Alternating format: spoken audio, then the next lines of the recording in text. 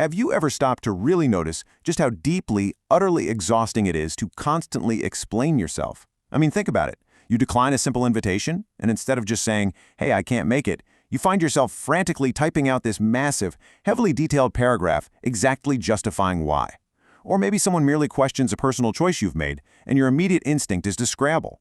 You rush to justify your decisions, desperately hoping that if you just give them enough context, they're finally going to understand your point of view. It's a relentless, daily habit, isn't it? Welcome to this explainer. Today we're preparing to plunge into the shadows of human behavior. We're looking at a silent, often unrecognized compulsion that is secretly draining your power and, honestly, killing your natural authority.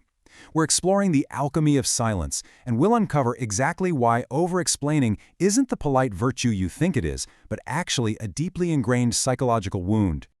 Part 1. The Descent, the Bleeding of Psychic Energy. Let's dive right into what happens in your mind when you excitedly announce your brilliant new plans to the world prematurely. You have a vision, right? A creative calling, a new project.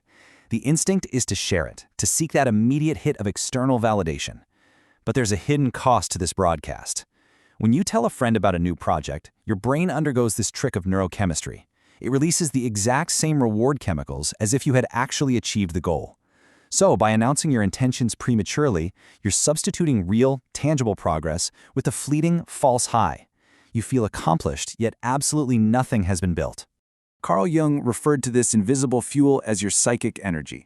And surprisingly, modern psychology backs this up, showing that social reality often tricks the brain into feeling a premature sense of completion. When you seek and receive social validation for an unexecuted plan, you are quite literally bleeding out the exact psychic pressure required to bring it into reality.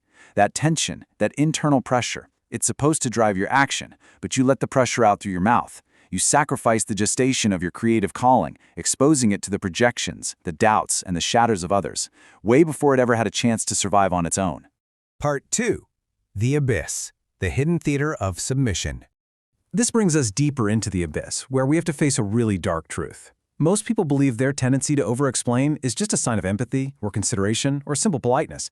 But behind this constant need to justify yourself lies a hidden theater of submission, and the cost is staggering.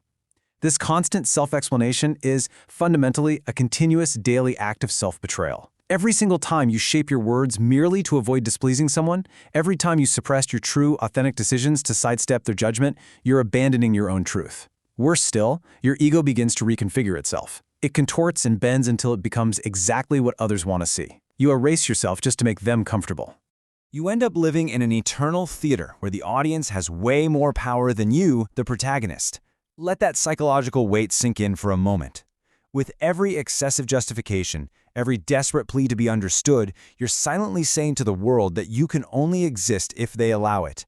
You are literally begging the audience for permission to step onto your own stage. Part 3. The Root Cause, the Wound of Invalidated Existence. So where does this dark compulsion actually come from? Because no one is born begging for permission to exist. Jung identified this pattern as a clear symptom of being completely disconnected from your true self. We can map out this grim chronological progression in what we call the architecture of the shadow. It almost always begins in childhood. You grew up in environments where your subjective feelings were systematically invalidated. If you expressed sadness, you were told you were just being dramatic. If you showed anger or frustration, you were branded as difficult. The brutal message you internalized was that your feelings were inherently wrong. You learned very early on that you needed a flawless, convincing argument just to earn the right to feel what you were feeling. And so, in adulthood, you carry this terror with you. You keep explaining yourself because you're absolutely terrified of being misunderstood, judged, or abandoned. If left unchecked, this stretches into an eternal future of perpetual submission. Part 4. The Emergence, Cultivating Internal Authority. Now, there is a way out of the shadow. We must shift from submission to emergence, utilizing a psychological life raft derived directly from Jung's solution to this exact crisis. He called this concept internal authority. It's defined as the ability to validate your own subjective experience without needing anyone else's approval to make it real. It is an unshakable conviction. An integrated, authoritative person doesn't beg to be understood. They communicate absolutely, they express themselves clearly, but they never ever try to convince you, because their words come from a solid, immovable center. To build this, you must radically shift the center of gravity of your psyche away from external acceptance and back to your own core. First, You've got to consciously stop asking if others will understand what you feel. Honestly, it doesn't matter if they understand. Second, you must assert internally that your truth is absolutely enough. It doesn't need to be negotiated to be valid. And finally, when you do speak, you express yourself from that solid center. You state your reality and you just leave it there. Part 5. The Alchemy, the Radical Power of Silence. This brings us to the ultimate application of Jung's theories, the radical, transformative power of silence. And we aren't talking about silence as hiding, but as an overwhelming weapon of psychological power. This is the arsenal of secure silence. First, psychological gestation in silence protects your creative calling. It keeps your psychic energy locked in, building the pressure you need to create, completely safe from external projections. Second, and this is absolutely crucial, silence deeply unsettles manipulative people. Emotional manipulators feed on your insecurity. They require your desperate fear of being misunderstood to control you.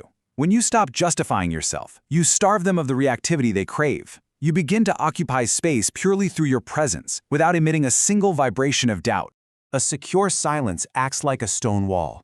When you deploy this, when you drop the desperate need to explain, that silence completely destabilizes any attempt to control you. They hit the stone wall of your internal authority, and their manipulation simply shatters right against it. This has to become your new frequency. Without saying a single word, your posture, your quietness, your absolute refusal to engage in the theater of submission projects one intense, theatrical reality. I know who I am, and I don't need your permission. You stop begging for space, and you simply begin to occupy it. So it's time to stop betraying yourself just to make others comfortable. I want to leave you with this final piercing thought to turn inward. What is the explanation you repeat the most that deep down you already know you don't want to give anymore? Identify it, face it, because the moment you recognize it and the moment you decide to keep it in the dark quiet of your own internal authority is the exact moment you reclaim your power. Let that realization be your turning point. Thank you for joining me on this explainer. Step into your silence, and I'll see you next time.